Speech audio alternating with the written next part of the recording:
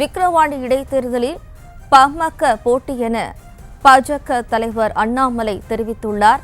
ஏற்கனவே இடைத்தேர்தல் தேதியானது அறிவிக்கப்பட்டிருக்கிறது. விக்கிரவாண்டி தேர்தலில் போட்டியிடுவதற்கு திமுக சார்பில் வேட்பாளர் அறிவிக்கப்பட்டு இருக்கக்கூடிய அந்த சூழ்நிலையில் தற்போது என்டிஏ கூட்டணியில் இருக்கக்கூடிய அனைத்து கூட்டணி கட்சிகளுடைய ஆதரவோடு, குறிப்பாக பாஜகவுடைய தலைமையில் இருக்கக்கூடிய என்டிஏ அணியில் இருக்கக்கூடிய அனைத்து கட்சிகளுடைய ஆதரவோடு தான் தற்போது பாட்டாளி மக்கள் கட்சியை சேர்ந்த வேட்பாளரை நிறுத்திக் கொள்வதற்கு தற்போது என்டிஏ தலைமை தாங்கி இருக்கக்கூடிய தமிழக பாஜக சார்பாக ஒரு அறிக்கை விட்டிருக்காங்க.